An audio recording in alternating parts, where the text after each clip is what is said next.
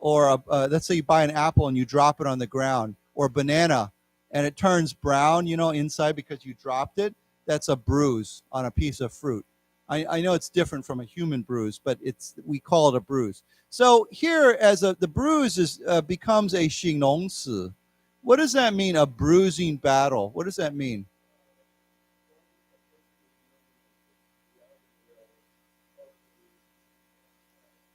Well, I don't know if it means after they're nominated. I mean, I think it's actually before they're nominated. They're fighting to nominate. So if you have a bruising battle, it means it's a hard battle. People are attacking each other, or not really attacking each other, but if you say a bruising fight, it means I guess we could say a bloody fight, but it's not really bloody. It's people are really hitting each other, or attacking each other. So you can say, right now I'm in a bruising battle to finish this project, or it's kind of violent, but not really violent in a figurative way. It's violent. So anyhow, do you understand what that means? It just means a hard fought battle. People are really fighting hard.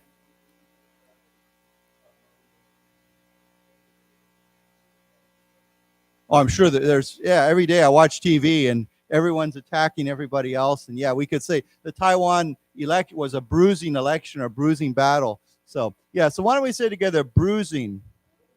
And then the word as a means bruise. Right. So you could say, I have a bruise on my arm. Okay. So bruising Republican nomination battle after a poor midterm election. So here's that term. Showing. Sorry, this should go together. Midterm election showing. So a showing would be like a result, right? You could say a result. What was their showing in the 比赛, right? In the competition, you could say they had a good showing in the game. They were second place, or they were first place. So it's like a result, 结果. So a poor midterm election showing by who? By Trump's hand-picked candidates. Now, what does hand-picked mean? I think you can understand when you look at that word. When you personally choose something, you say, well, this person is I support him. He's my candidate, or she's my candidate. It's almost like, when you go to the supermarket, you hand-pick fruit, right? You look at this apple and you say, that one's good. I'll take that one. This orange, So you hand-pick things. Or you go to a orchard, right?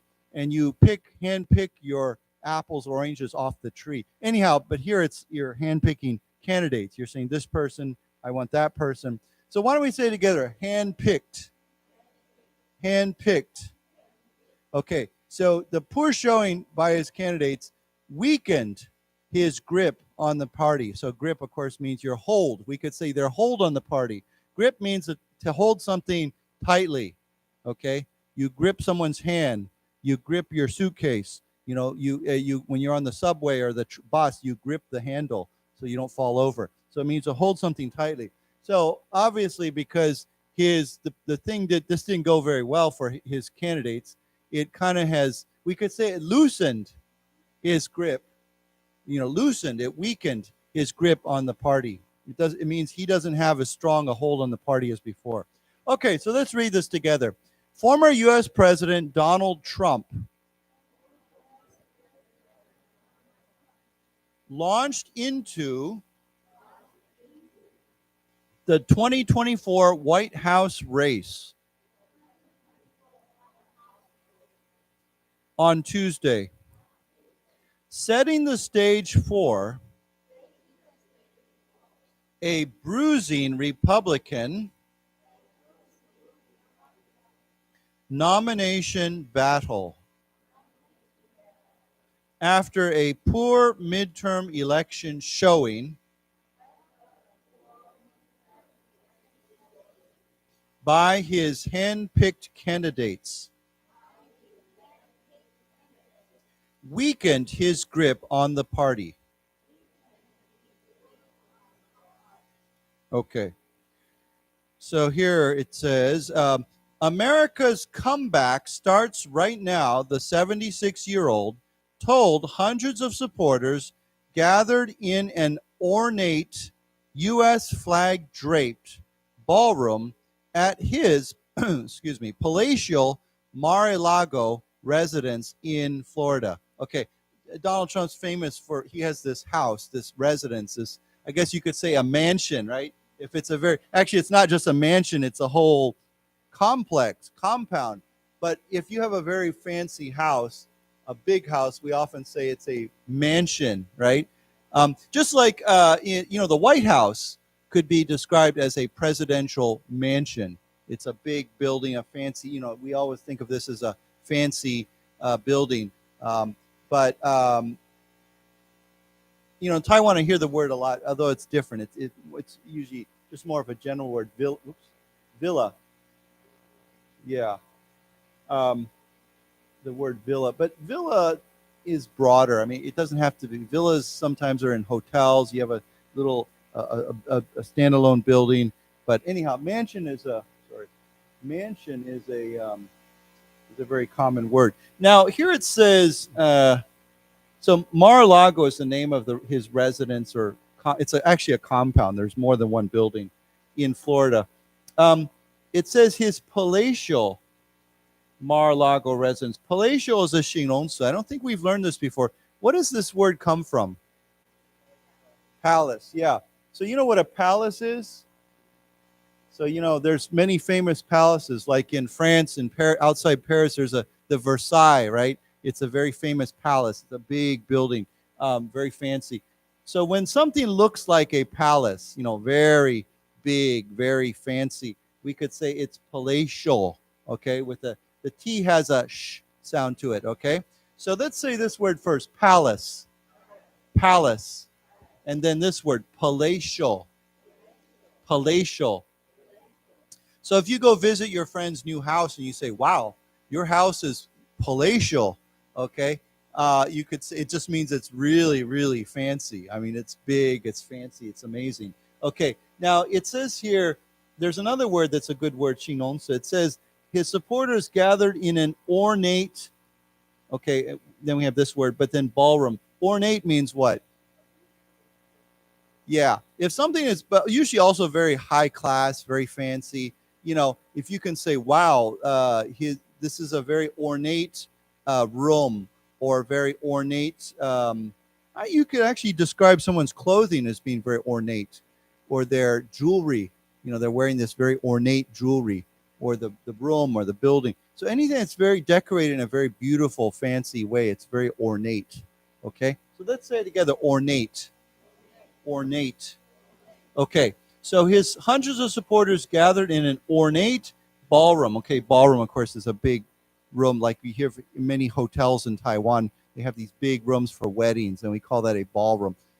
In the old days, we would hold a ball there. Ball is like a gala, a fancy party. Just like I'm organizing a gala, a ball, kind of like a ball, on December 3rd for 美国商会.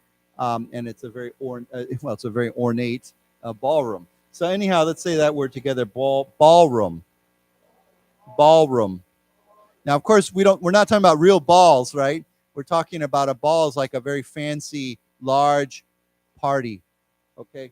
So flag draped, U.S. flag, of course, American flag draped. Now you can see here, there's a hyphen and then drape. What does that mean? Yeah. So if you hang something or you put something over something, like for example, I draped the table with a tablecloth. I draped my bed with a blanket. Okay, it means to hang something over, or to put something over, usually a cloth, something made of bu, right? Or even you could say I draped my jacket over her shoulders. Okay, if you put your jacket over somebody's shoulders, you're draping, you're putting something, a cloth, like a piece of clothing on top of something. So this word drape is used in many different areas, but it's always almost a cloth or something like that you're putting on. So here, of course, it's a flag that is draped around, or it's hanging around the ballroom. There's American flags around there. Drapery is like curtains or different kinds of curtains, or yeah, something like that. Usually, I think so. Yeah, drapery. If we talk about drapery, I think we're talking mainly about curtains. Curtains, Yeah.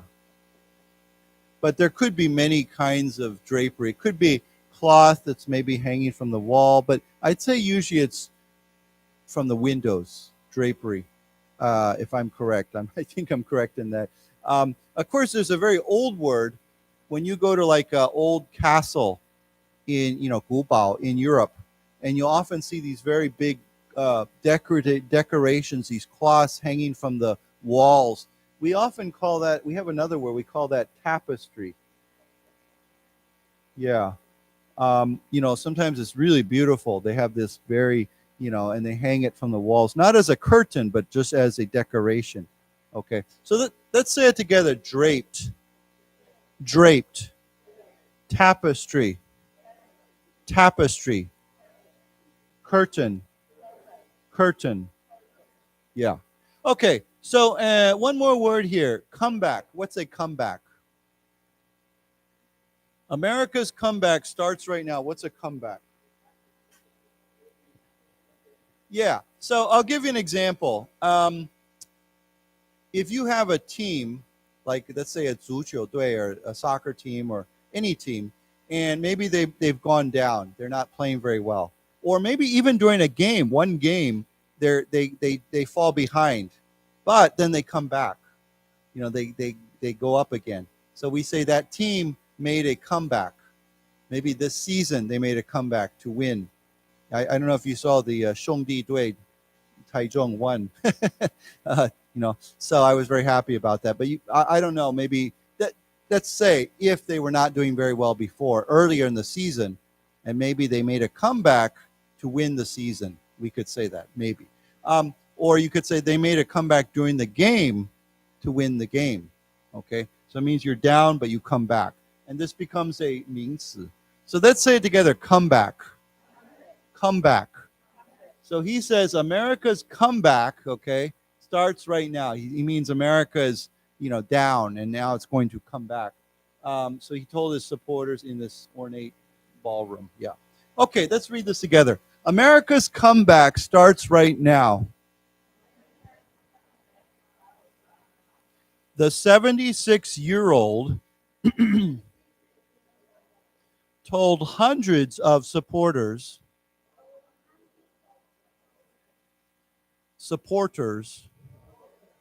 gathered in an ornate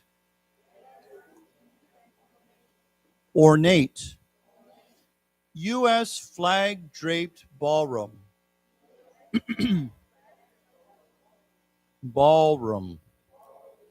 At his palatial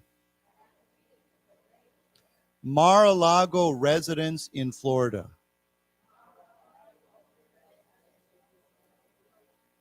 Florida. Right. Okay. It's funny. Whenever we talk about the U.S., I talk about U.S. I have an embarrassing admission to make. I've never been to Florida. Yeah, I know it's a terrible thing. I should go there, but I just for some reason I've never gotten down that far south. So I counted once. I've been to about half the states. I've been about 25 states, but there's the big gap in where I've not been to is in the south. So I have not been to Texas. I've not been to Florida, and all those southern states. Like Louisiana, Mississippi, and Alabama. I've been to the airport in Atlanta, Georgia. That's it, just the airport. So yeah, I need to get down there more. I think the furthest south I've been is Kentucky and Tennessee. That's about as far south as I've gotten. So yeah, I need to do that.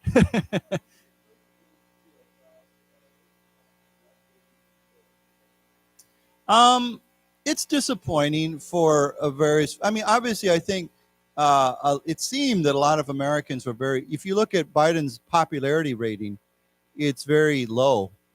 Okay, I mean, extremely low.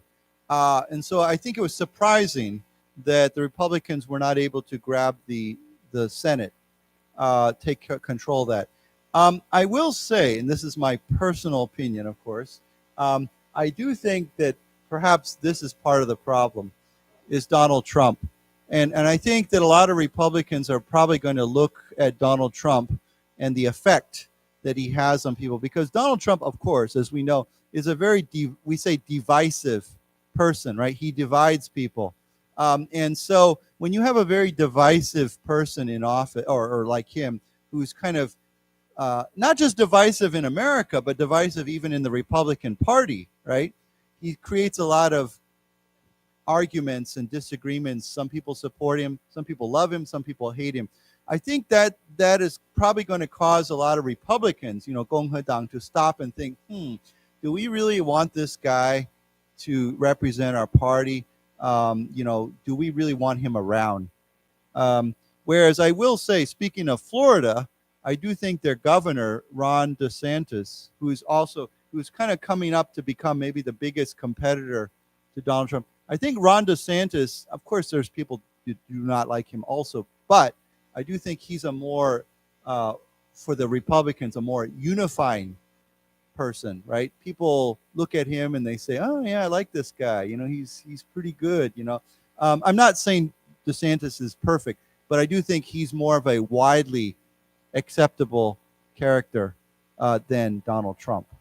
And so we'll see. I think so in a way, if you do not like Donald Trump, if you're a Republican and you do not like Donald Trump, the result of the election actually might be good, right?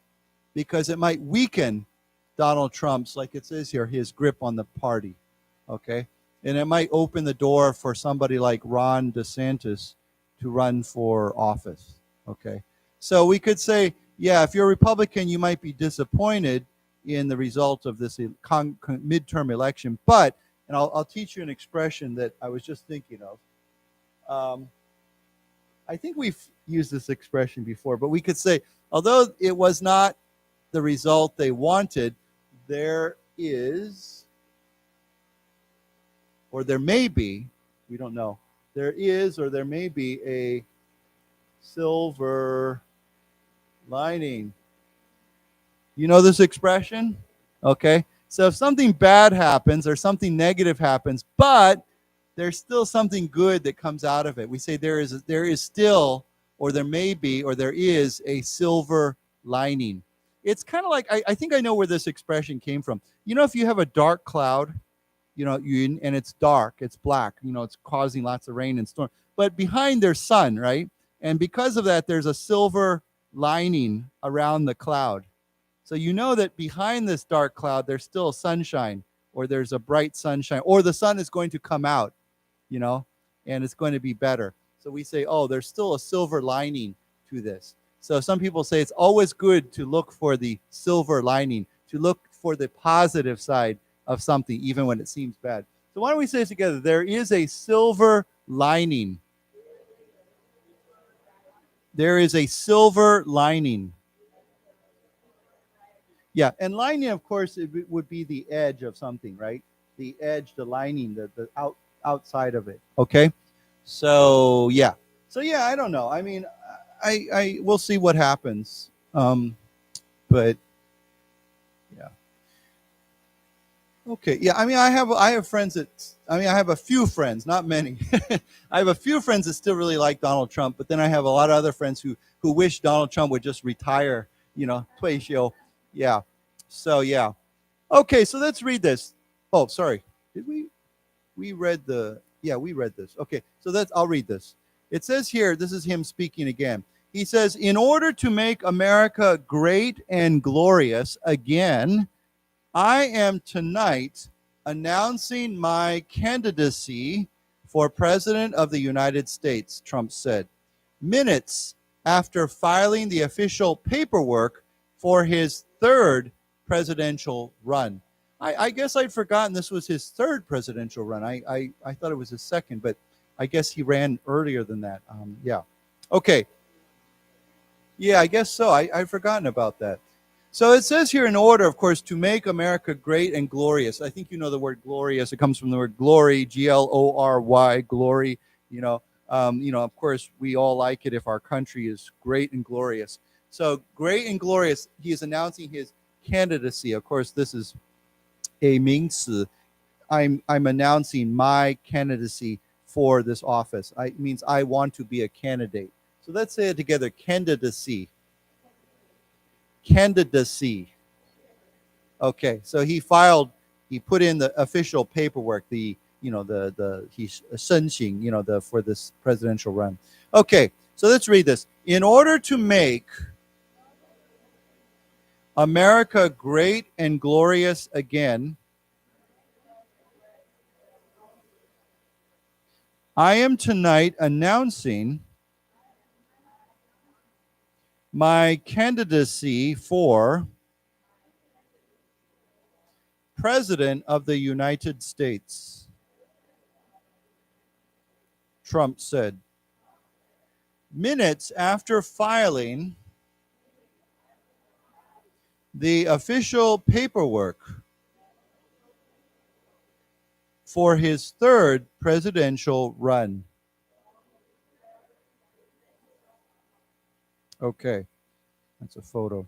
Okay, it says here, Trump's unusually early entry into the race is being seen in Washington as an attempt to get the jump on other Republicans seeking to be party flag bearer. Should be A or party bearers. I don't know. There's something missing there. And to stave off potential criminal charges. Okay, so this is unusually early, right? I mean, we're in 2022 and he's already announcing his candidacy. So that's a little bit early by most standards. So it says here his unusually early entry into the race is seen in Washington. It means in Washington, many people see this or they consider this. Why? They think it is an attempt to get the jump on other Republicans. So what does this mean, to get the jump on?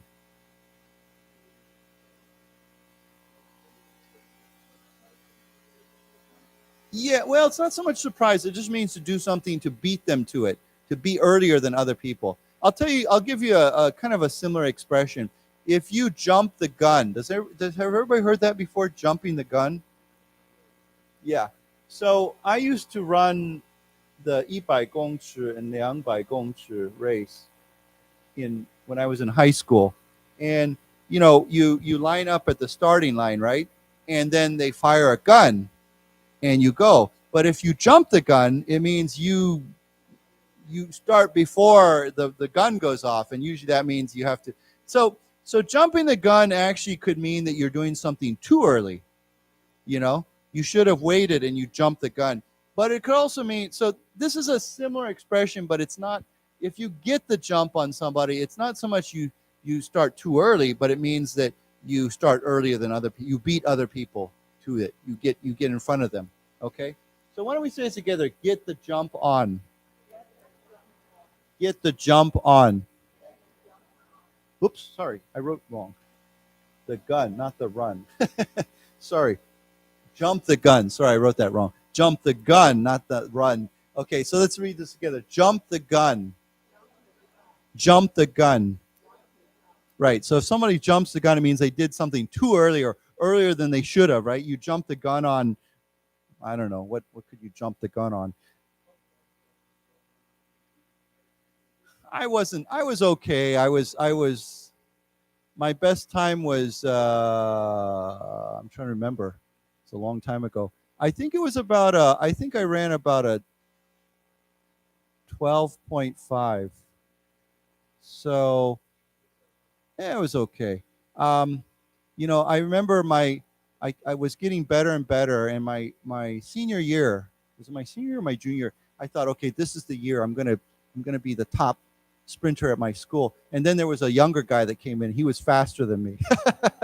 I was very disappointed, but yeah, I never ran the 100-meter in Taichung at the 运动会 Taichung Shi. I ran the 200 at the Taichung Shi 运动会, and I think I took 4th place. So yeah, but yeah. Anyhow, that was a long time ago.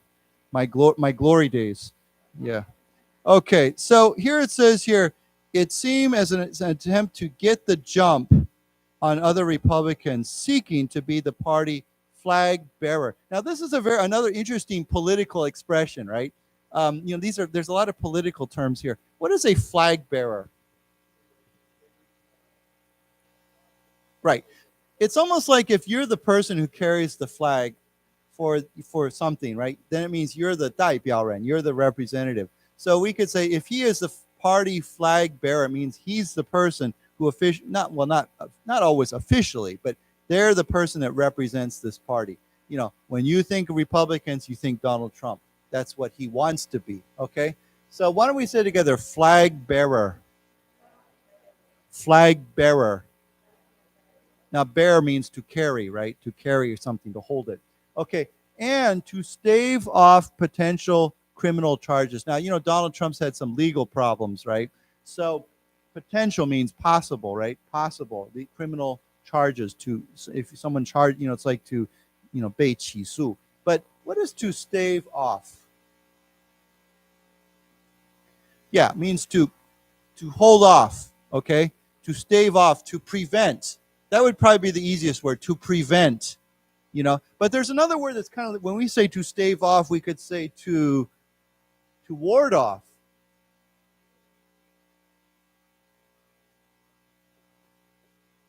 Yeah, it's kind of like the idea of to hold off, to prevent, to stop, to stay, you know. So to stave off, to ward off. I'll tell you what, this expressions can be used in many ways. I could say, he takes vitamin C every day to ward off disease or sickness, you know.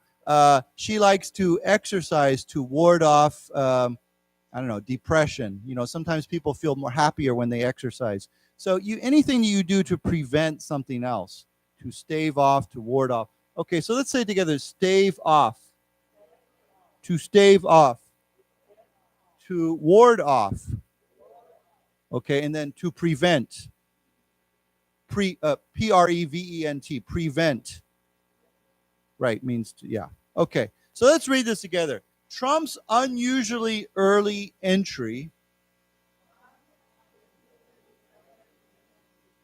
into the race is being seen in Washington as an attempt to get, let's say this part again, to get the jump on other Republicans seeking to be party flag bearer. Okay, I guess that's okay. I guess it's just other Republicans seeking to be party flag bearer. Yeah, I guess that's okay. And to stave off potential criminal charges. Okay, let's say this word again, potential. Potential. Right, this is a good word, right? You could say he has a potential to be a great student. He has a potential to be a wonderful leader, okay? Or you can say that person has great potential, okay? So, but here it's possible, potential criminal charges, okay? Yeah, yeah. I guess so, because, you know, China Airlines is kind of like, aren't they still like, we call that a state airline? I mean, they're partly owned by the government, right? The government has invested in them. So in that case, they would be the official flag bearer of Taiwan. I mean, literally, I don't know if you remember the old China Airlines literally had a flag on the tail, right? The ROC flag was on the tail. So it was literally the flag bearer of Taiwan. But now it's become very difficult because everybody gets confused, right? They see China Airlines, foreigners, not Taiwanese, but foreigners. They see China Airlines and they're like, oh, look, an airline from China, right? And people are like, no, that's from Taiwan. They're like, why? I don't get it, you know? So this creates a lot of confusion among some people. Not everybody, but some people. Okay. And that's why I'm sure, you know, in China, their airline is called Air China, right?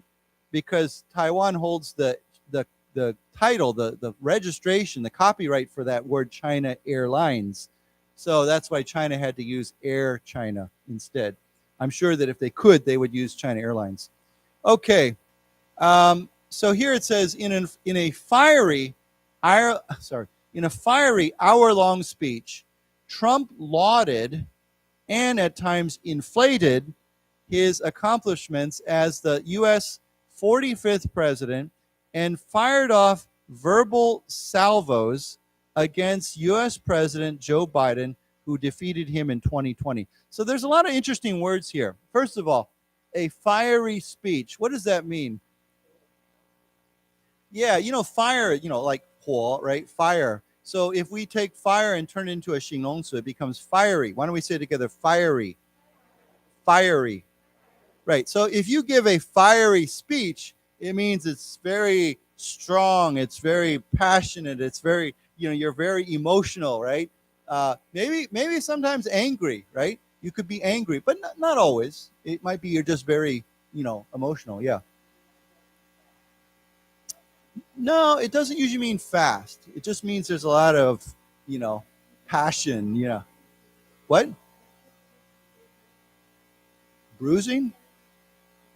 Right, bruising battle, yeah. A little bit different. Bruising means it's a very they're confronting each other, fighting. But fiery just means there's a lot of, it's very powerful, very, very emotional, very, like he said, very passionate, I'm trying to think who's given a fiery speech recently, besides Donald Trump. I'm sure in Taiwan, sometimes you hear fiery speeches from candidates. So anyhow, I think you understand, right? Okay. So a fiery hour-long speech. Trump lauded, his accomplishments. I think we learned this word a long time ago, but what does that mean to laud? To praise. 赞美, right? If you laud somebody's accomplishment or your own, here he's lauding his own accomplishments, it means to praise, okay? It's a little bit like the word applaud, when you 拍手, right? Applaud, to laud means to praise, right? So why don't we say together, lauded? Lauded. Yeah, and that word can be used, laud can be used as a 名词, laud. Sometimes we hear the word laud and honor. It means like praise or glory, and honor, okay? So he lauded and at times inflated his own accomplishments. What is to inflate? Exaggerate. Now, in Taiwan and the world right now, we hear this word inflation, T-I-O-N. What does that mean? In Chinese, what do you say? Tong pong. Tong hong. Yeah, okay. I hear this on the news all the time, and I'm like, what is it? Tong hong or tong pong or what is it? What are they saying? Yeah, but yeah, it means inflation. So when something grows up in price. But if you inflate your own accomplishments, it means you're kind of like exaggerating. Remember the word exaggerate means to 夸张, to say a little bit. So you say, oh yeah, I did this and this and this and this, but maybe you didn't do that. Okay? So why don't we say this together? Inflated. Inflated. And of course, inflated also means to blow up, right? You inflate your tire on your car. You inflate a balloon. You can inflate many things, okay? So he inflated his accomplishments as the 45th president, and he fired off verbal salvos against President Joe Biden. Verbal, of course, means speaking, right?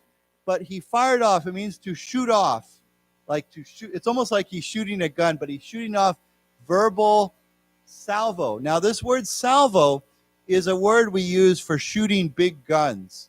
If you have, during a battle, and you have a bunch of not usually small guns, but big guns, and they're shooting off a series of shots, or like I know in the Navy, 海军, they used to have these big battleships, right? And the battleships would fire many big guns at the other ships or at the shore. We call that a salvo. It means a series of shots, not one shot usually. It means a series of shots, like boom, boom, boom, and you're shooting at something. So that's called a salvo. But here, of course, he's not shooting a real gun. He's shooting off attacks using his talking about something against Joe Biden. So we could say verbal attacks or assaults against President Joe Biden. Okay, so he's criticizing him very strongly. Okay, so why don't we say this word again? Verbal salvos. Verbal salvos. Right. Of course, we know Donald Trump is very good at verbal salvos, right? He does this all the time. Yeah, that's probably why some people really don't like him. Okay, so let's read this together. In a fiery hour-long speech, Trump lauded and at times inflated his accomplishments as the U.S. 45th president and fired off verbal salvos against U.S. President Joe Biden, who defeated him in 2020. Right. He goes on, I will ensure that Joe Biden does not receive 4 more years, Trump said, while Biden greeted his announcement with a post on Twitter saying, Donald Trump failed America. So they're both shooting verbal salvos, or yeah. So, of course, ensure means to make sure. So I will make sure that Joe Biden does not receive 4 more years, okay? And then Biden responded. He greeted. Now, of course, when we think of greeting somebody, it sounds positive, like you greet somebody. Hi, how are you? But usually means to respond to. He responded to, or he met his Donald Trump's announcement with a post on Twitter. He tweeted, Donald Trump failed America. Okay, so let's read this. I will ensure that Joe Biden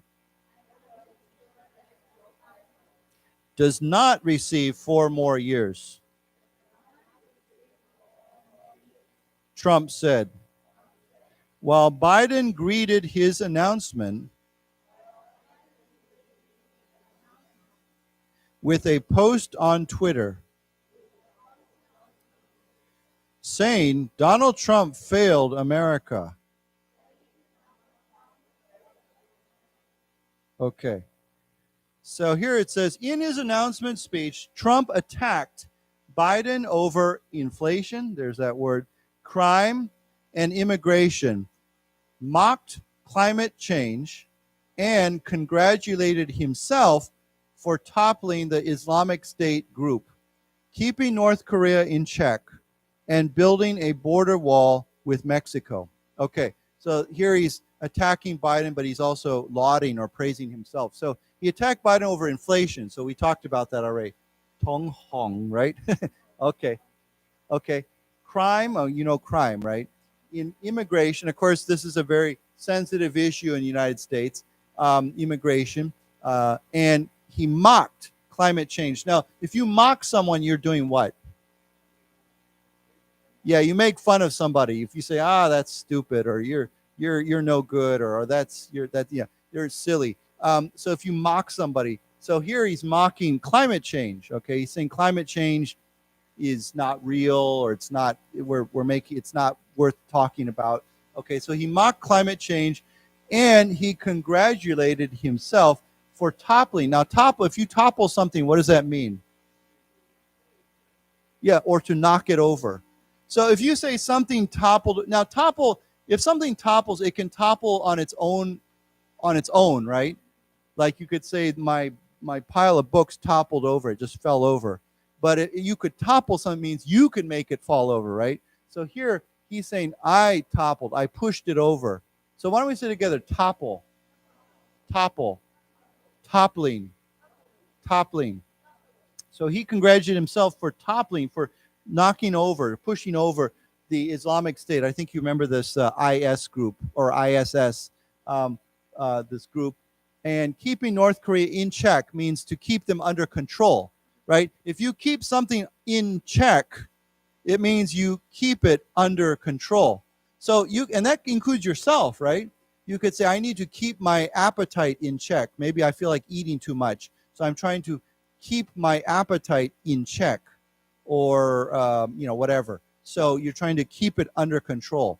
Okay, so keeping North Korea under control, keeping North Korea in check, and building a border wall with Mexico. Of course, this is a big issue with Donald Trump, and of course that is related to this immigration, or rather we could say illegal immigration Many Americans even argue about that term. Some people say undocumented immigration. Many Americans would say illegal immigration, whatever. Okay, so let's read this. In his announcement speech, Trump attacked Biden over inflation. Inflation, crime, and immigration, mocked climate change, and congratulated himself for toppling the Islamic State group.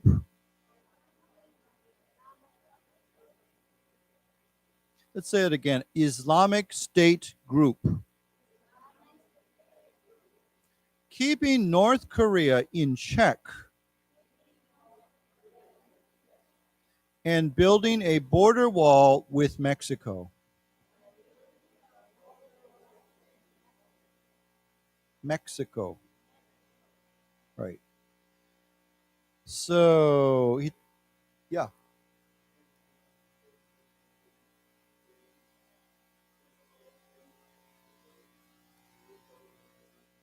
It's been talked about, yeah. I mean, it's certainly a possibility. But they would have to, I think Congress might even have to pass a law about that. If you give amnesty. Amnesty is, how would you describe amnesty?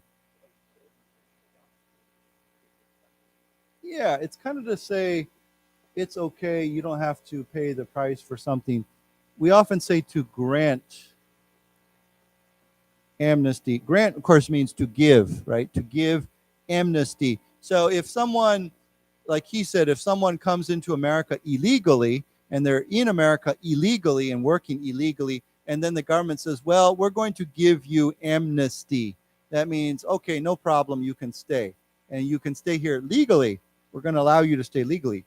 So we say to grant amnesty. Why don't we say together, grant amnesty. Amnesty. Yeah. So yeah, it could happen. It's been discussed, but it's very controversial, right? It would be very, very, very difficult, right? Because there's so many, right? Some people have lived in America for 20 years without, technically they're illegal, right? And sometimes you hear about this, right? Somebody who gets, maybe for some reason they get caught and then they get sent back. And even more controversial is they often have children. Their children are born in the United States. And then the question is, well, are these children, can they stay here legally or should they be sent back? And of course, the children are very American. I mean, they've grown up there. They're totally American. But yeah, so that's become a, or I should say, they came to America when they were very, very young, like maybe 2 or 3 years old or even younger. And then their parents get caught, and then they're like, okay, what happens to the children? Do they get sent back too? Because Mexico is really not their country. They grew up in America. It's a very controversial subject, and it's very sensitive. And I have friends that feel very passionate about, these children, especially the children, should be allowed to stay. And many would say also that these undocumented or illegal immigrants should be allowed to stay. But then there's other Americans who say, why, right? They're here illegally, right? If I was from, I don't know, if I was British or English or Italian and I came to America and I just walked across the border, of course I would be illegal. Or I walked through the airport immigration without going through without immigration. Of course I'd be caught and I'd be sent back to my country, probably. So people are saying, well, what's the difference with these people? Why can they just come across? So it's a very controversial subject. People have different opinions. Of course, the one thing that's interesting is that many jobs and industries rely on undocumented or illegal immigrants, like a lot of the low-level jobs. It's a little bit, I know in Taiwan, the YG Rens, they're mostly here, they're here legally, but you can see in Taiwan that many industries now rely on people from Southeast Asia to come here and work. I just had a conversation yesterday morning with a restaurant owner. I think I've talked to you about this before, but he really said this is a serious, serious problem. He said in Taiwan, the 服务业, the service industries, are desperate for workers. And Taiwanese don't want to do those jobs, right? My friends who have restaurant, he actually closed the restaurant because he could not find enough employees. He said all his former waiters are arriving in Uber Eats now. They're delivering food. They don't want to serve tables because Uber Eats, it's more 轻松的, right? You can play 电动玩具 and then go deliver some food and make money, maybe make more money. And he said, they have to change this, but the problem is, he said, and I hope I'm not being too political here, but he said that in Taiwan, no politician wants to make that decision because they're 很怕选举, they will be attacked. So nobody will say we need to open up to allow those people to come in and work here because they're afraid they'll be attacked for that. So no one wants to touch that. So, he said this is a serious problem, and I agree it's a serious problem because I work with a lot of restaurants, and if you can't find workers, if you can't find people to work for you, then what are you going to do? Close your restaurant? So anyhow, I think that's an issue that hopefully Taiwan's politicians can face because they need to. I want to see Taiwan grow, and I want to see Taiwan succeed. And I hope that the people who represent your 代表人 will be courageous or brave enough to make those decisions. Because I will say, 20 years ago, they said, yeah, I'm protecting Taiwan jobs. But today, you're not protecting Taiwan jobs. Taiwanese don't want to do those jobs. Yeah, so that's an issue. That's a problem. So here, this is an issue, too, because if you look at like a lot of farms, 农场, for, when it comes to picking their fruit and doing that kind of work, often the farms will really rely on these people, the illegal or undocumented, because they come in and they do the job and they're willing to take a lower pay and it's okay. So, yeah. So anyhow, here he says, under our leadership, we were a great and glorious nation, but now we are a nation in decline, he said. This is not just a campaign. This is a quest to save our country. What is a quest? Yeah, it's like a great search for something, right? You could say, I'm on a quest to find meaning in my life. I'm on a quest to discover what I should be doing. It's almost like this great search, I don't know if you read the story. It's a very old legend of, in England, King Arthur, right? King Arthur, who he is? In the Round Table, right? And some of his knights were on a quest to find the Holy Grail. You know what the Holy Grail is? It was this, now this is a legend, but a cup, that according to a legend, there was a special cup that Jesus, Yesu drank out of at the Last Supper. Now, of course, I don't think that cup exists, but according to the British legend, there was this cup, and, it was a very special cup. So the knights went on this quest to find the Holy Grail, to find this special cup, and according to this legend. So anyhow, it's like this great search. Why don't we say together, quest? Quest.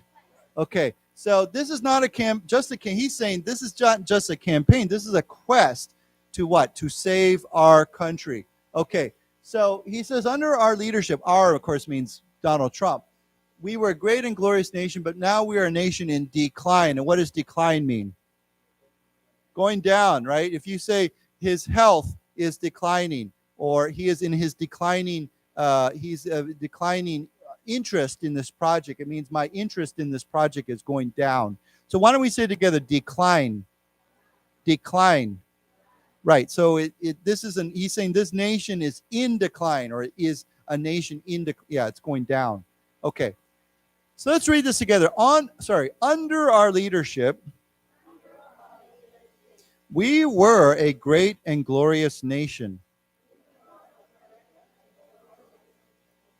But now we are a nation in decline. Decline, he said. This is not just a campaign. This is a quest to save our country. Right. Now, of course, decline we've talked about before, right? If you decline something, what does that mean? You say no, right? You could say, I declined his offer of a drink, right? I said no to something. So you can decline something means to say no to something. Okay. Okay. So in 2 years, the Biden administration has destroyed the U.S. economy, he said. Let's read that. In 2 years, the Biden administration has destroyed the U.S. economy, he said. Right. Okay. So yeah, I mean, and of course, inflation is a big deal for the government, right? Prices are up, and you know, I think I told you when I was back in America in June, I was at the supermarket and I was kind of looking at some stuff, and I was changing the U.S. prices into Taiwan prices, and I was like, wow, this is really expensive, you know? I mean, if you don't think about it, you just buy it, right? But then you start to think, how much is this in Taipei? And you're like, wow, this is crazy. So not everything, but certain items were very expensive, surprisingly expensive. Of course, Taiwan is not cheap either, right? Sometimes when I go the other way, sometimes I'm looking at some in Taiwan, I turn it into US dollars, and I think, wow, this is really expensive. So yeah, it depends on the item. There's a very funny index that they produce every year. I forget who does it. It might be like in England, we have a magazine. There's a very famous magazine called The Economist, but they call it. It's very funny. It's called the Big Mac Index. Okay, you know what a Big Mac is? What is it? 麦香堡, right? For that 汉堡, right? And they take a Big Mac and they compare the prices in all the different countries. You know, which country is a Big Mac more expensive or less expensive, just to compare that. It's kind of funny because you can see there is a big range of prices. I do remember that one of the cheapest places in the world that I'd ever been to eat at McDonald's, surprisingly, I was kind of surprised, and I don't know if it's still that way, but was Hong Kong. Of all the places that you go to Hong Kong, and the prices at Hong Kong 麦当劳 were always quite cheap. And I don't know why, because, you know, Hong Kong, it's not like they have to import their food, I think. So I don't know why. But when I was in high school, this is a terrible thing. When I was in high school, I remember going to, sometimes my friends and I would go to Hong Kong for Christmas. You know, we just go there for fun. And we would spend like a week there. And often there was like a 运动比赛, like a basketball tournament. My school team would go to Hong Kong. And my friends and I, high school friends and I, we would just stay together in a room. And I remember one year, I'll explain why, because you might think this is insane. This is crazy. But back then, and now you can understand how old I am. But back then, Taiwan did not have 麦当劳, okay? Or they didn't have many. There was 麦当劳 in Taipei, but not in Taichung. And so McDonald's was amazing, right? We all wanted McDonald's. So I remember one year I was there for almost a week, and I ate every single meal at McDonald's except for, I think, one meal. Breakfast, lunch, dinner at McDonald's every day, which is terrible, right? It's just terrible. It's really bad for your health. You didn't like the bun? The bread. Even the Big Mac has pretty good bread, but yeah, I don't know. I'm glad I'm not. Now I don't eat at McDonald's very much, but yeah, back then I always tell my friends, if I'm going to go to a fast food store, I'll probably go to, maybe I'm doing a little bit guangao here, but I would probably eat at Burger King before McDonald's, because I like the way they make their hamburgers. They taste more like, to me, they taste more like real hamburgers that you make at home. Again, I like McDonald's too, so don't get me wrong. I like their Mai Shang Bao. I'll eat that Big Mac. I do like it. I've never tried their bagels. I will say one thing McDonald's has that's better than any other place, I think, ever, is their 薯条, their French fries. For some reason, their French fries are really amazing. I mean, they're better than any other place. So yeah, I'm not saying McDonald's is all bad. They have some good things. So And actually, if I eat at fast food, the one I eat at the most is Subway. Yeah. Yeah. Because I feel like it's a little bit more fresh. And okay, I'm looking for an article I saw earlier. Oh, this one. Okay. So this is kind of interesting because, many people have said right now with the war in Ukraine, there is, a lot of sanctions against Russia. But people debate, they say, well, is this really helping any? Is this putting any pressure on Russia or not? And so it is kind of interesting to see what the Russians think of this situation. I mean, of course, Russia's a big country and there's a lot of people. So I thought we would look at this article. It's interesting because I think I told you a few weeks ago, last month, we had a group of Ukrainian students come to 美国商会 and speak about their experiences. And it was quite interesting. They, how their lives had changed because of this war. Of course, now they're in Taiwan studying at, these students were at Donghai Daxue. But it was kind of interesting to get their perspective, their point of view on everything. And of course, most of them, well, I should say all of them, did not have nice things to say about Russia. They were they really did not like Russia very much. But yeah, so anyhow, but looking at Russians, because I have some Russian friends in Taiwan, and they do not like the war either, right? They don't like their current leader, and they don't like the war either. So it's not like all Russians support Putin. In fact, many Russians are against him. So here it says, Russians despair in uncertain times as war rages on. Now, what is rage? Rage has a variety of meanings. What does that mean? Yeah. So that where we talked about fierce or fiery, it's kind of that idea of very strong, very violent, lots of fighting. So if a war is raging, rage in the word rage normally means what? Anger, but great anger, right? If you are in a rage or if he shows rage, that's not just a little bit angry. It means you're really seriously angry, okay? So when we say the war rages, of course, here it's a 动词, right, a verb. So, or you could say I raged at him. It means I shouted at him, I screamed at him, I was very angry at him. But here the war rages on. It means the war continues on in a very violent, very, very strong, violent, lots of fighting, okay? Does everybody understand that? Okay. So Russians despair. And what does despair mean? Despair is, to feel hopeless. Despair is basically the lack of hope. There's no hope, right? If you feel despair, or as a 动词, you despair. You say, I despaired of ever finding the right, I don't know, size of shoes to wear. I despaired that I would ever be able to, eat at McDonald's again, or something like that. So so why don't we say this again? Despair. Despair. Okay, so Russians despair. Not in Taiwan? Yeah, I've seen road rage here. It's very uncommon, but I have seen it.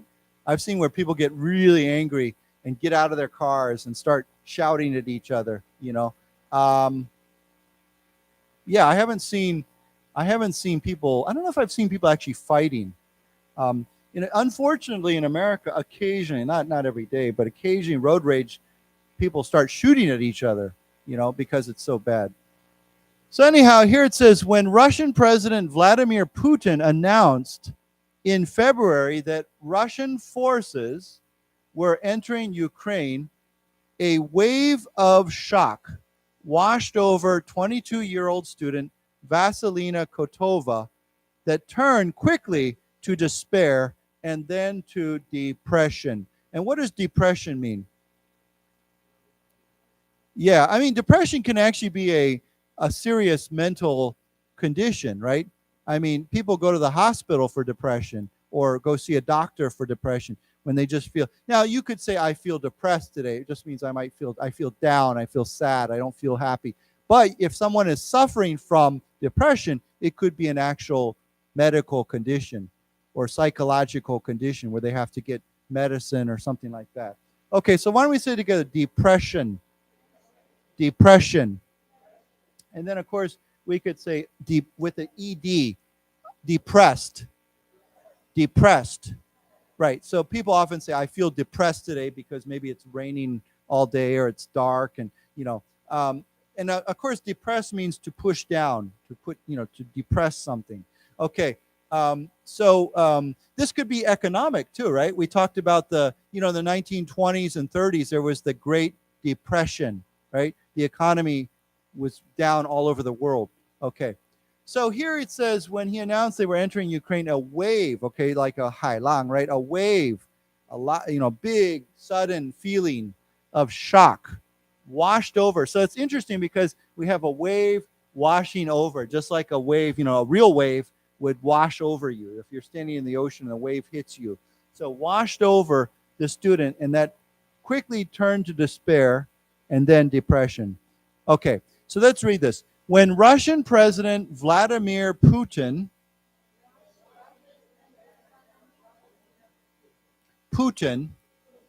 announced in February that Russian forces were entering Ukraine,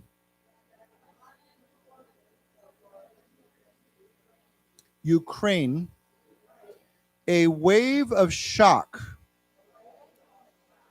washed over 22-year-old student Vasilina Kotova that turned quickly to despair,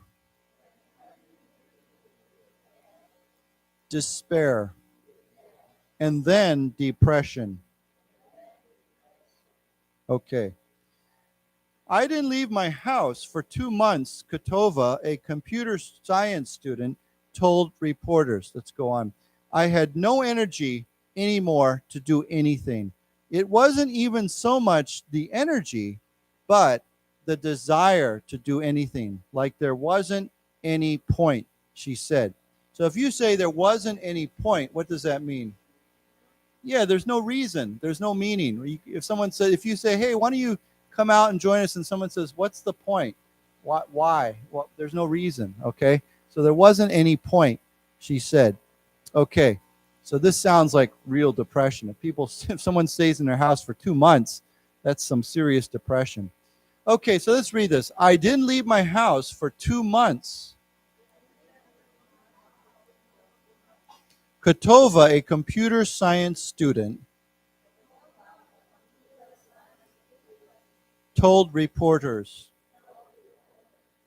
I had no energy anymore to do anything. It wasn't even so much the energy, but the desire to do anything. Like there wasn't any point, she said. Okay, that's a photo. Okay, it says 8 months into the stagnating conflict, fighting in Ukraine has brought with it threats of nuclear weapons, sanctions that have isolated Russians, and a conscription drive that has sent thousands fleeing the country. Okay, so 8 months into now what's this word stagnate or stagnating, stagnant mean? What does that mean? Yes, and what do we normally use to describe this with? Yeah, but what's the most basic word that we use? We talk about stagnant water. Yeah. So, why does the government want everyone to clean up their stagnant water in Taiwan? Why? Mosquitoes. Yeah, 蚊子, right? Because if you have stagnant water, it's not moving, it's just sitting there. Mosquitoes will lay their eggs in there, right? And then you have more mosquitoes and dengue fever and all that stuff. So stagnant water means the water is just sitting there. It's not running water, it's not moving water, it's just there. So we say that water is stagnant. But we could describe other things as stagnant, right? You could say, my job is stagnant. My career is stagnant. My life is stagnant. It means nothing's happening, right? It's just sitting there. There's no change. There's nothing. No, we're not going anywhere. It's just stagnant. Okay? So this is a word. It's not usually a positive word. It's a negative word. It just means nothing's happening. Nothing's moving. So, of course, when we turn that into a 形容词 or a 动词 even, it becomes to stagnate or stagnating, okay? So why don't we say together, stagnant, stagnant, stagnating, stagnating.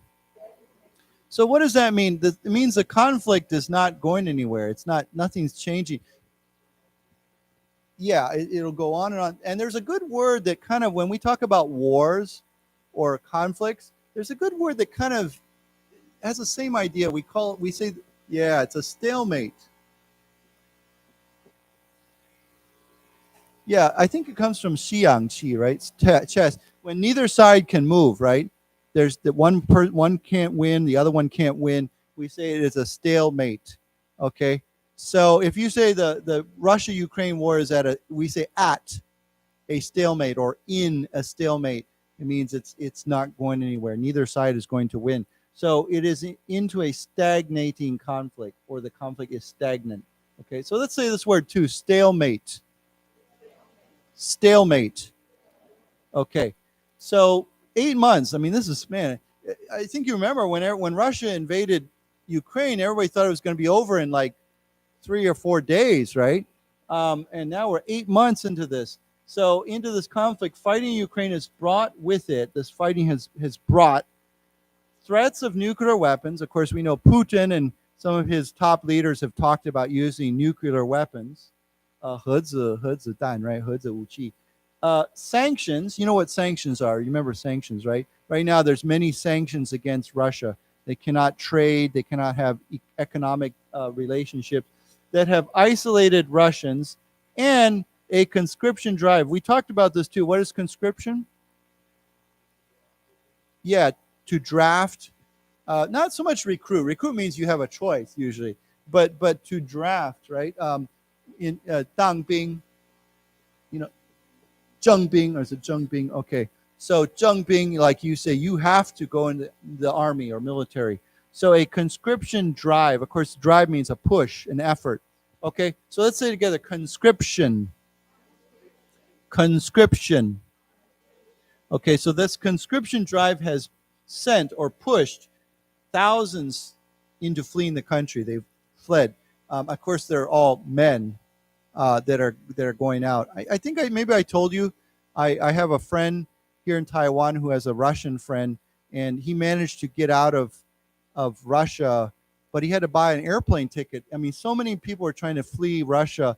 I think his airplane ticket costs over 1万块美金just to fly a short distance, just to get over the border.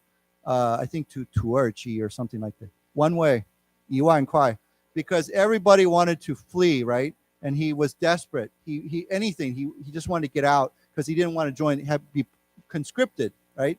So he paid 1万块to fly out of the country. So yeah, it's not a good thing for the Russians. And McDonald's closed. Yeah, remember that? You heard about McDonald's left Russia, which is never, I don't know if that's ever happened before. Yeah, they kind of took the old McDonald's and they changed the name, and they changed the names of the dishes.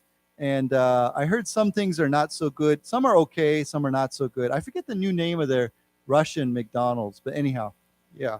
You know, I don't know if you remember this too. Maybe some of you who are closer to my age. Before McDonald's came to Taiwan, there were a few copy McDonald's. I remember one in Taipei.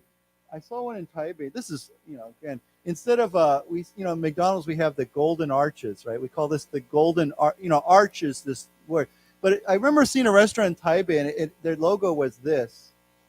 Okay, so it was very similar to McDonald's, but and it was red with gold, and people looked at that and they're like, wait a minute, that's McDonald's. You can't do that. Yeah. That's a good question. It was very similar to McDonald's. No. I'm sure as soon as McDonald's arrived, I'm sure they got rid of that. That place had to close. I don't remember the name of it, but it was obviously copying McDonald's. Yeah. So yeah, well, but it wasn't McDonald's. It was something else, but it was kind of similar to McDonald's. It was like mixed something. Yeah, I've seen KLG. It looks just like KFC, right? KLG, KFC. Yeah, I don't know if Kentucky has actually tried to stop them, to try to. But I see them around. Yeah, there's. Oh, in China it happens all the time. There's some really funny examples. If you go online and search fake brands or copy brands, there's some really funny ones. There's one I saw that I thought was really funny. It looks, if you look at the logo and the words, it looks just like Under Armour. Under Armour, they make clothes, but the name, and it's a real brand. It's registered, and they sell stuff. It's called. I thought this name. In fact, the name is so funny that if I ever see this, I'm going to buy it just because it's. But the name is not Under Armour. Oops. The name is. And I don't know where they got this from.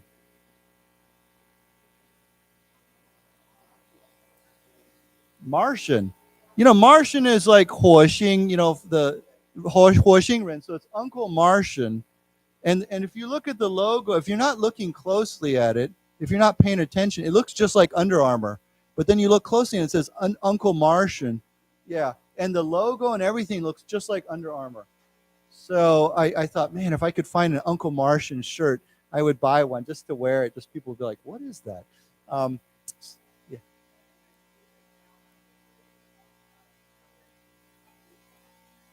Yeah, I've heard of it, but I've never eaten there. Yeah. You never know, there's all kinds of funny things that go on with that. The other thing that China has a lot of is if you look at a lot of their car companies, some of their cars look just like other cars. Like there's a car in China that looks just like a Porsche or just like a Land Rover. Yeah, they copied Rolls Royce. There's a car that looks just like the Rolls Royce. It's a different ping pie, but they copy the appearance. It looks very similar. So anyhow, it's kind of funny. Let's read this together then. 8 months into the stagnating conflict. Fighting in Ukraine has brought with it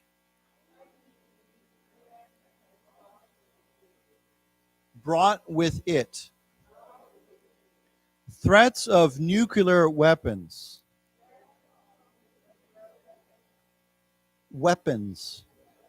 sanctions that have isolated Russians,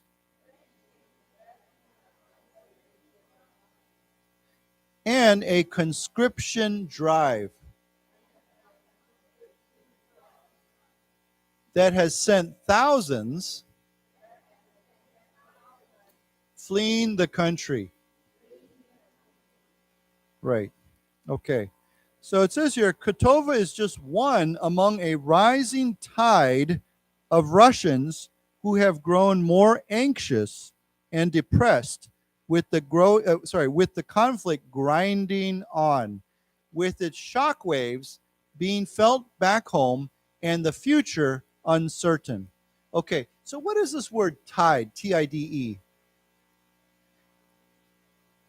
Yeah, where do you see the tide, of course? At the ocean.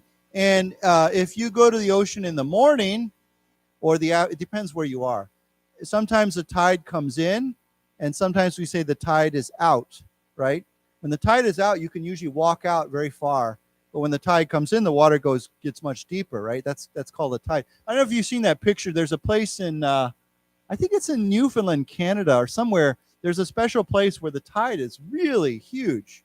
Like you have ships, and they're floating in the water, but when the tide goes out, the ships are actually sitting on the ground. It's that much difference, between the high tide. We say high tide and low tide, okay? So here when we say a rising tide, it means a growing amount, a growing number, a growing, just more and more. Russians who have grown more anxious. Okay, anxious, of course, means like 紧张, right? Anxious and depressed with the conflict grinding on. And what is grind? Normally, grind means what? Yeah, to grind, right? You grind, like if you want to make a 面粉, you have to grind up grain or corn or something like that. You have to grind it. But of course, when you say something is grinding on, it means it's just going on and on and on. And it's kind of, if something's grinding on, it makes it sound like it's very difficult. It's not easy. It's not 很顺利. It's difficult. So you can say my work has been grinding on, or this project has been grinding on for weeks now, okay?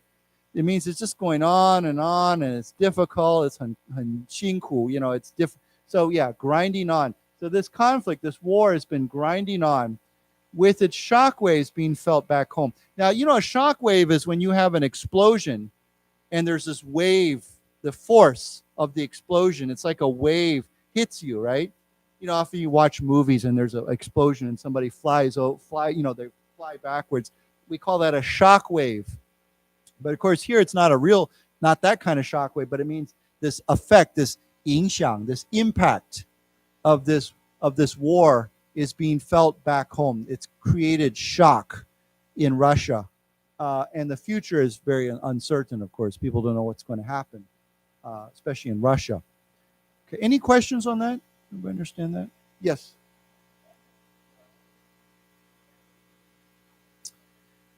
Yeah. I don't know if that word is I know it's not always connected to tides, but ebb and flow, maybe it comes from tides. Ebb and flow means the kind of the up and down, the highs and lows. Ebb, it's an expression, ebb and flow. That's a good question. I thought ebbing, I believe ebbing means to go out, to leave. So flow would be to come in.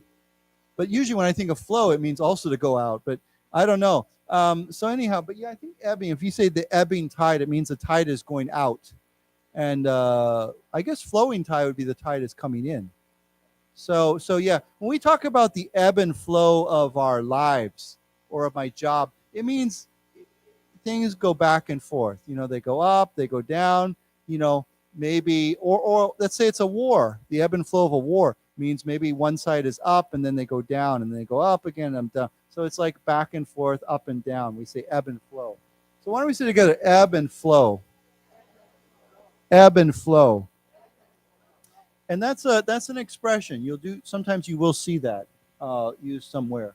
So let's read this together then. Ketova is just one among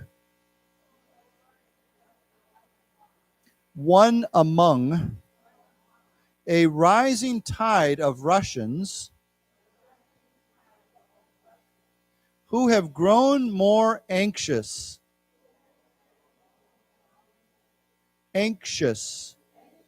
and depressed with the conflict grinding on, with its shock waves being felt back home and the future uncertain. Right. Okay. So the result, professionals in the industry say, is a creeping mental health crisis that is spurring shortages of antidepressants and soaring demand for psychological support. Now, of course, like I said, if you have serious depression, like you stay in your house all day or you can't sleep or you feel no energy, then people have to take medicine often for that. And the medicine is often called an antidepressant. Of course, you can see anti means against, depressant. Yeah. So if you take a medicine, a pill that fights against depression. So why don't we say together antidepressants? Antidepressants. Okay. So professionals, of course, I'm sure this means people who treat depression, like maybe they're psychologists, doctors. So they're in the industry, I think medical industry. a creeping mental health crisis. So creeping means what? Yeah, it's just little by little it's going forward. And like you said, often when something creeps forward, you don't notice it at first. Maybe suddenly one day you're like, wow, okay, this is a big problem. So it's like a creep. Creep means to, slowly move up. Have you ever watched a cat, Mao, and they see something and they start moving very slowly towards something? It's kind of funny to watch them. I don't know if my office building where I have my office, we started with 2 or 3 cats outside, and now there must be 15 cats outside. They keep multiplying, and it's funny. I think they like it because the people in my office building love to feed them. So I always see, especially around 5 or 6 o'clock, even upstairs, I hear this meow, and I hear all this cat sounds, and they're downstairs waiting to get fed, and people go out there and feed them. The one thing I'm happy about is because so many people are feeding them, they used to be very scared of me. Every time I approached them, they would run away. But now it seems like they've gotten used to people, so they'll let you pet them, right? So yeah, it's kind of funny. But yeah, I don't know. I don't know if one day there's going to be like 30 cats there or something. They just keep growing. So anyhow, we could say the cats are creeping up on their prey. Yeah. So here it's a creeping mental health crisis. Maybe before they didn't notice it, but now it's becoming bigger and bigger. Okay, so why don't we say together, creeping mental health crisis. And we've talked about this word before. Spurring, what's another word for this?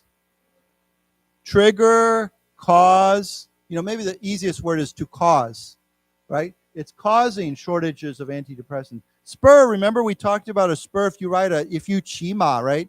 The spur is that little thing on the back of your heel that you push and the horse will go, right? So to spur a horse means to make it go forward. But here means to cause a shortage of antidepressants. And of course, soaring means to go up very fast and very high. Soaring, like right now, the world is suffering from soaring inflation. So it's soaring demand for psychological, what is that? What's the mental health? Yeah, psychological support. So people go to see a doctor, they see a counselor, they talk to somebody.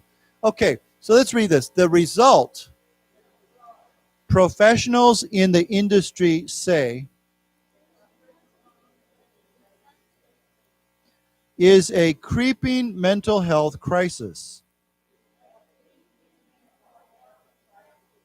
that is spurring shortages of antidepressants and soaring demand for psychological support. Right.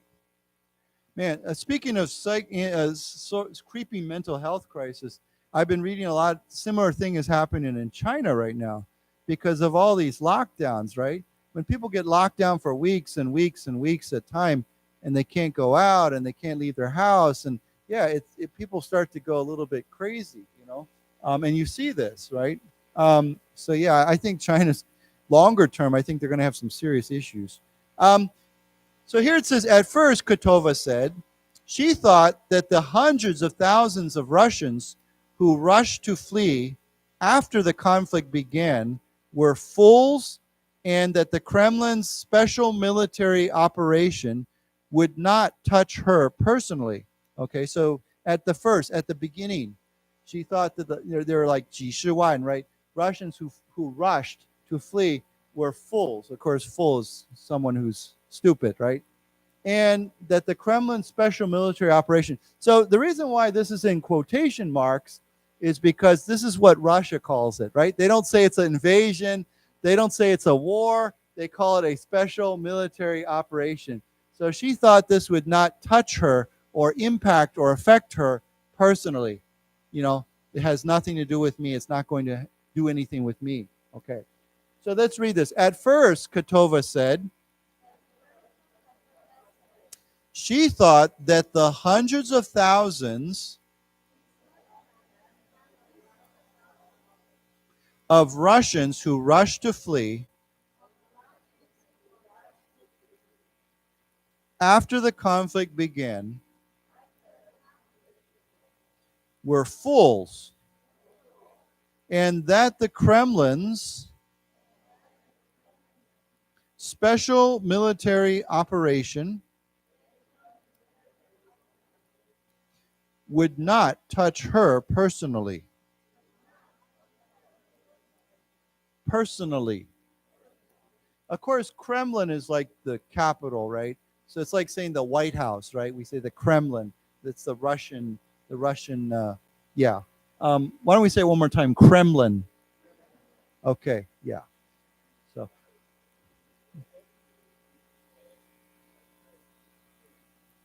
I have no idea, but it's a slang word, right? You would probably not call that person to their face.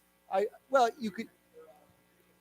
It doesn't really. I mean, now it's almost a very casual word. Maybe before it did. So a psychologist, somebody. Actually, I think I know where this word came from. I think I just thought of it. Yeah, sure, go for it. No, actually, there's another word. There's a old term. I'll write it for you.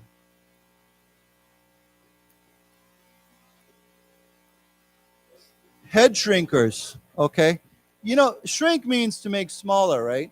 Like your clothing can shrink. So a head shrinker means makes your head smaller, right? So this is also an expression. People used to say a head shrinker would be a psychologist. So I think that's where the term shrink came from. I don't know. I don't really know what the idea is to make your head smaller. Like, is it? Yeah. I'll tell you where head shrinking also is connected to. In some old native societies when they kanto, right? They would shrink the heads, right? They would take the heads and they would shrink them, make them smaller. So I think the term originally head shrinker comes from that. And then somehow they started using it for psychologists, right? So today, if you go see a psychologist, you can say, oh, he is my shrink. That's my psychologist. But it's a very casual, very slang, term. I think if you said, oh, he's a very good shrink, that that's a positive way of saying it. But yeah, anyhow, it's a funny term. Why don't we say together, head shrinkers? Head shrinkers. Shrink. Yeah, it's a term for a psychologist, somebody you go see for mental health things. Okay, let's go on then. However, then Putin began drafting. Okay, there's that word, drafting hundreds of thousands of men into the Russian army in September, and Kotova began to worry her father or brother could be sent to the front. Now, the front, of course, we've talked about before. The front is the front lines. Okay, so the front means where they're fighting. The front of the war, the battle. Okay, so of course, drafting we could say conscripting, right? Remember we used the word conscripting, so we could say drafting. Now, draft, of course, has a completely different meaning too, right? If you have a letter.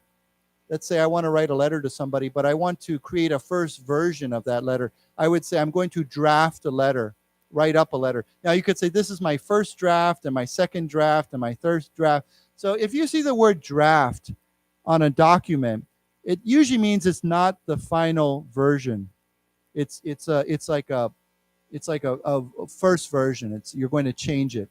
But anyhow, here this is a completely different meaning. So let's say it's together, drafting. Now, drafting can also mean to draw something, right? I remember when I was in high school, I actually took a class called drafting. It's used in architecture. If you're a 建筑师, right, you want to draft you have a drafting table. It's actually a big table, and you draw a plan for maybe a building or something like that.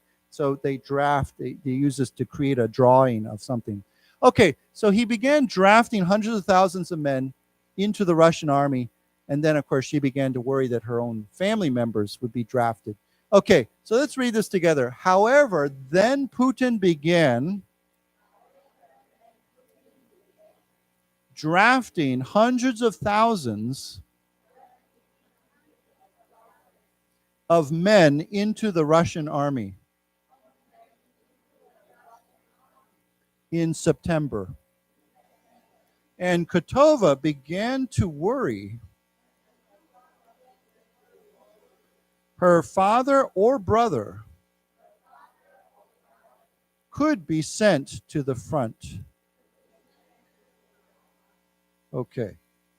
So then it goes on, it says, when Moscow began to sound the alarm without providing evidence that Ukraine was preparing to use a so-called dirty bomb, her mother's concern grew. Okay, so if you sound the alarm, what does that mean? Yeah, but what's a very simple way of saying this? Yeah, there's one word. Warn, yes, to warn, right? If you sound the alarm on something, you simply are warning something, right? You go, I want to sound the alarm over our air pollution, or I want to sound the alarm over climate change. It means I want to warn someone over something. So it's, it's like, what an alarm is, right? Like I'm sure we have a fire alarm, like maybe there or in our building. So if we sound the alarm, means to set off the alarm, to make that alarm go off, to warn people. So a simple word would be to warn. So why don't we say this together? Sound the alarm. Sound the alarm.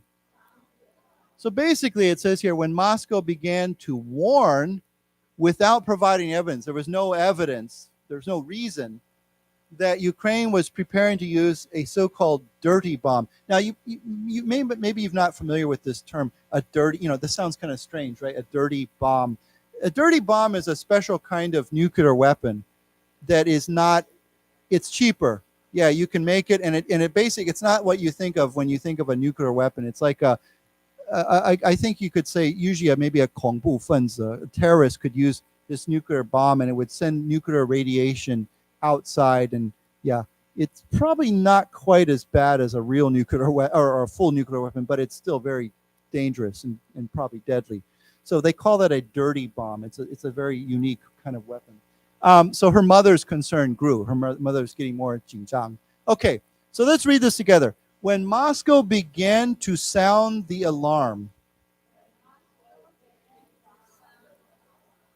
without providing evidence that Ukraine was preparing to use a so-called dirty bomb, her mother's concern grew. So I forgot to mention so-called. When we say something is a so-called this or that, what does that mean? Yeah, it means that people use that term. Maybe it's not an official term. Maybe it's not a term that everyone uses, but some people use this word, this phrase. Of course, dirty bomb is not an official, name of a weapon technically, but you could say so-called, I'll tell you where this phrase gets used a lot. It's kind of funny in a way, is if one government or leader does not like somebody else, they don't want to use that when they, like if you watch, I'd be willing to bet if you read the media, the newspapers in China, they might say the Taiwan's so-called president, Tsai Ing-wen, right? Because it's kind of like saying, we don't really think we won't admit that's a real term.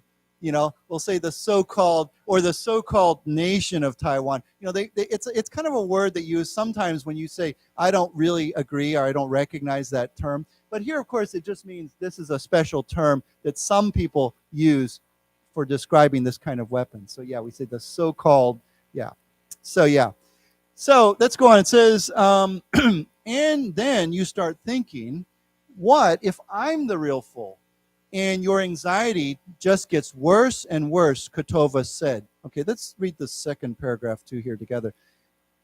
After Putin announced the mobilization drive, a record number of Russians, nearly 70%, reported feeling anxious, the Kremlin-friendly pollster FOM said. Now, pollster, of course, is like, they do the 民意调查. They do they do a poll. They do a poll. We call it a pollster. Like there's many famous polling companies in the world. but here it says Kremlin-friendly pollster, right? So this pollster is actually, they're normally, when they put out results, the results actually make the Russian government look good, okay? You know, in Taiwan, whenever they have political polls, we might say this is a DPP-friendly poll or a Kuomintang-friendly poll or something like that. It means that it kind of tends to favor that party. Okay, but here it's a Kremlin-friendly pollster. They said a record number of Russians, almost 70%, feel anxious. Okay, now of course mobilization could be used for anything, right? When you mobilize something, what does that mean? You get things ready, you get things organized, right? You say, I'm going to mobilize my team to finish this project. I'm going to mobilize my friends to help him move house. Okay, it means we're going to get together, we're going to get organized. So why don't we say together, to mobilize. To mobilize. Mobilization. Mobilization. And then that word down there, pollster. Pollster. Yeah, it's a funny word. Okay, so let's read this together. And then you start thinking, what if I'm the real fool? And your anxiety just gets worse and worse. Kotova said, after Putin announced the mobilization drive, a record number of Russians, nearly 70%, reported feeling anxious. The Kremlin-friendly pollster, FOM, said.